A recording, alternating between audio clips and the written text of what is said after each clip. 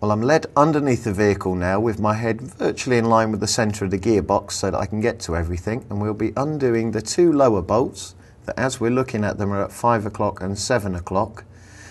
There is one further bolt right on the top of the engine, and it's actually the same bolt that holds the starter motor in place. And we also have to undo the heater pipe here between the heat exchanger and the car. You might be lacking a Jubilee clip on there, or in this instance there's the original clamp, which can be a fiddle and you may wish to replace with a Jubilee clip. And then finally the little cable here with the barrel lock on it, just like the throttle cable clamp, which again is an 8mm spanner. Well, we're still in the same position, laying underneath the vehicle. This is the right hand side as we see it. What we're looking for here is the fuel pipe here. We're going to need to securely clamp the fuel so none can come out, undo the clamp and pull it off. Okay, so we remove the heater hose, and these often get very stuck. We're lucky here there's no clamp on it, but we'll literally pull it off, pull it out of the way, and that should give us more access to the top bolt and the fuel line that you can clearly see here. Okay, you might want a couple of attempts here to decide what's the best length of extension to use. And make sure you're comfortable before you start turning it, or else you're sure to pull a muscle in your back. But once you're securely on, make sure you've removed any road grind from there, then you can give it a crack off. And this might well be very tight. And then it's just simply a case of undoing it. Okay, I've taken the rear wheel off to let a little bit more light in so you can see what I'm doing here. You don't have to do this. You may find it useful. And I've also moved a little bit further up the vehicle so that my head's now in line with the front of the gearbox to give my arms some room to work. Put the bolt somewhere safe, and don't forget your safety glasses, because there's going to be a lot of loose road grime up there.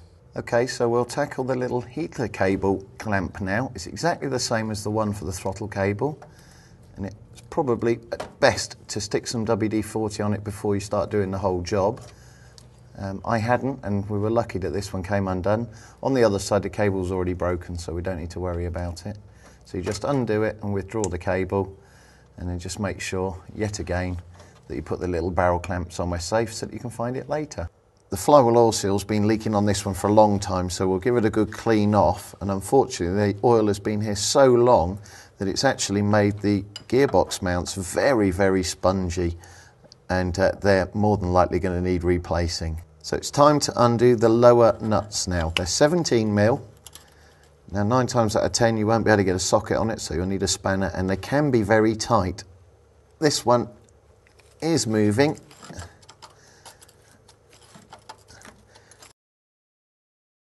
Sometimes even if you put penetrating or releasing fluid on there beforehand, it's just too tight and you just cannot move that spanner. That's where you can use another spanner interlocked. So you pick up a 19mm spanner, slip it over there, hold it firmly down here, and then with both hands you get more purchase and you should be able to free it off.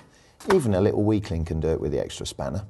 Well, lying under a vehicle can be uncomfortable, especially in cold weather, so a piece of cardboard or an old bit of carpet is absolutely perfect, just for adding a little bit of comfort to the job. Well, before you undo all of the bolts to take out the engine, just for safety's sake, trolley jack goes under, and the cup on the jack itself can sit on the sump cover, because that is the balance point, the centre of gravity for the engine.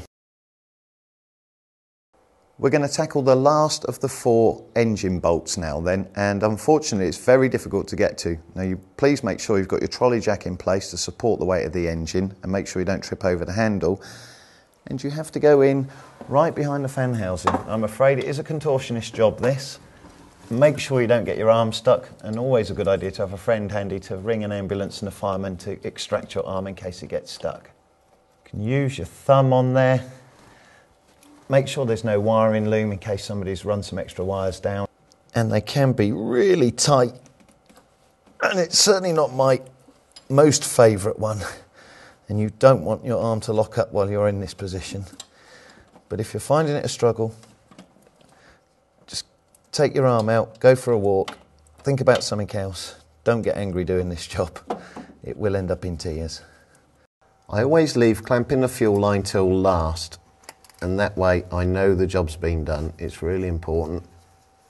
And you use either the proper tool for the job like this, or at a push you could use mole grips, and then as soon as you've got the engine out, screw a bolt in fact into the end of the pipe, and then we have to move up to where the flexible pipe attaches to the metal pipe. Now you're either going to find a Jubilee clip, an original Volkswagen clip like we have here, or no clip at all on here, which is very bad news, and one of the reasons why this pipe needs replacing is its proximity to the exhaust here. If you do get a leak, it goes down on here, instant catchy fire situation. But I'm going to try and see if I can pull this off without using any other device, because sometimes you can, but not in this instance. As you can see, these are single use only, and I've used a pair of side cutters or maybe a pair of pliers just to wiggle it free. And my suggestion is to replace with the standard one. And you also might like to see why latex gloves aren't particularly good when solvents are involved, or fuel in this case.